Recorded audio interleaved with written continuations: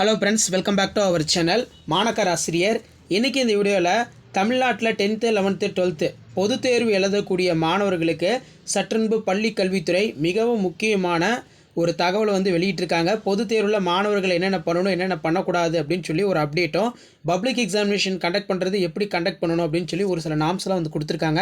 So இதை பற்றி இந்த வீடியோவில் பார்க்கலாம். 10th 11th 12th public எக்ஸாமினேஷனோட update தெரிஞ்சுக்கணும்னா மாணக்கர் ஆசிரியர் யூடியூப் சேனல் சப்ஸ்கிரைப் பண்ணி கீழே இருக்கிற பெல் ஐக்கானை ப்ரெஸ் பண்ணி ஆல்னு வச்சுக்கோங்க.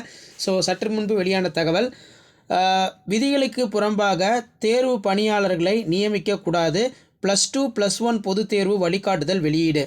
+2 வகுப்புகளுக்கு மார்ச் 3ஆம் தேதி முதல் 25ஆம் தேதி வரையும், +1 வகுப்புகளுக்கு மார்ச் 5ஆம் தேதியிலிருந்து 27ஆம் தேதியும், 10ஆம் வகுப்பு மாணவர்களுக்கு மார்ச் 28ஆம் தேதியிலிருந்து ஏப்ரல் 15ஆம் தேதி வரையும் பொதுத் தேர்வு நடக்கிறது. இதற்கான ஏற்பாடுகள் அரசு தேர்வுகள் துறை முழு வீழ்ச்சியில் ஈடுபட்டு வருகிறது. மேலும் பொதுத் தேர்வு தொடர்பாக அனைத்து மாவட்ட முதன்மை கல்வி அதிகாரிகள், மாவட்ட கல்வி அதிகாரிகள் பங்கேற்கும் கூட்டத்தில் சென்னையில் வரும் இந்த இடத்துல பார்த்தீங்கன்னா கொடுத்துருக்காங்க 13ஆம் தேதி நடக்க உள்ளது. இதன் மூலம் பொதுத் தேர்வுக்கான பணிகள் இறுதி கட்டத்தை எட்டியுள்ளது. இந்நிலையில் +2 +1 மற்றும் 10ஆம் வகுப்பு பொதுத் தேர்வுகளில் பின்பற்ற வேண்டிய நடைமுறைகள் சார்ந்த வழிகாட்டு தகவல்களை அரசு தேர்வுகள் துறை பார்த்தீங்கன்னா வெளியிட்டிருக்காங்க. அதில் ஆய்வு அலுவலர்கள் தங்களின் மாவட்டங்களில் தேர்வு பணி தொடர்பாக நியமன விதிமுறைகளுக்கு புறம்பாக இல்லாதவாறு கண்காணிக்க வேண்டும். தேர்வு பணி தொடர்பான நியமனங்கள் எல்லாம் எழுத்துப்பூர்வமாக ஆணைகளாக இருக்க வேண்டும். பொது தேர்வுகள் நடக்கும் தேர்வு மையங்களுக்கு அந்தந்த பள்ளிகளின் தலைமை ஆசிரியர்கள் தேர்வு முதன்மை கண்காணிப்பாளராக நியமிக்கக்கூடாது.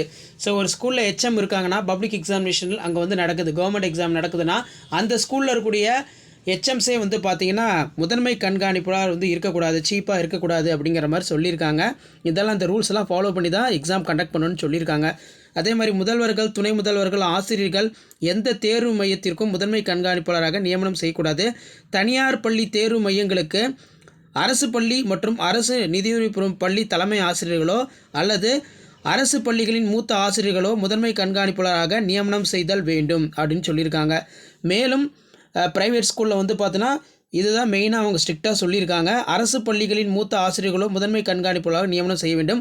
மேலும் அரசு பள்ளிகளை சார்ந்த ஆசிரியர்கள் தேர்வு மையங்களில் துறை அலுவலர்களாக இருக்க வேண்டும். தேவை இருக்கும் பட்சத்தில் மட்டும் அரசு நிதியுறவு பெறும் பள்ளி ஆசிரியர் துறை அலுவலர்களாக நியமனம் செய்யலாம். மேலும் தேர்வு மையத்திற்கு நியமனம் செய்யப்படும் முதன்மை கண்காணிப்பாளர்கள் மற்றும் துறை அலுவலர்கள் வெவ்வேறு பள்ளிகளை சார்ந்தவராக இருக்க வேண்டும். ஒரே பள்ளியினை சார்ந்தவராக இருக்கக்கூடாது. இதான் மெயின். அதே மாதிரி கடந்த ஆண்டில் ஒதுக்கீடு செய்யப்பட்ட தேர்வு மையத்தில் இந்த ஆண்டு பணி ஒதுக்கப்படக்கூடாது. ஸோ இதில் பார்த்தீங்கன்னா ஸ்ட்ரிக்டாக சொல்லியிருக்காங்க பாருங்கள். இந்த பாயிண்ட் தான் ரொம்ப முக்கியம். இப்போ எக்ஸாம் டியூட்டி பார்க்குறாங்கன்னு வச்சுக்கோங்களேன், கடந்த ஆண்டு ஒதுக்கீடு செய்யப்பட்ட தேர்வு மையத்தில் மறுபடியும் அதே ஆண்டு அதே ஸ்கூலில் எக்ஸாம் டியூட்டி பார்க்கக்கூடாது அப்படின்னு சொல்லியிருக்காங்க. தேர்வு மையத்தில் 500க்கு அதிகமான மாணவர்கள் எண்ணிக்கை இருப்பின் கூடுதலாக ஒரு முதன்மை கண்காணிப்பாளர்கள், துறை அலுவலர்கள் நியமனம் செய்ய வேண்டும். அரை கண்காணிப்பாளர் நியமனம் செய்யப்படுவோர் தேர்வு நடக்கும் அன்றைய பாடத்தினை போதிக்கும் ஆசிரியர்களாக இருக்கக்கூடாது உள்ளிட்ட பல வழிகாட்டுதல் வழங்கப்பட்டுள்ளது. இந்த வழிகாட்டுதலை பின்பற்றி பொதுத் தேர்வினை எவ்வித புகாருக்கும் இடமளிக்காம வகையில் சிறப்பாக நடத்த வேண்டும் என்று கல்வி அதிகாரிகளுக்கு ஒரு ஆர்டர் போட்டிருக்காங்க.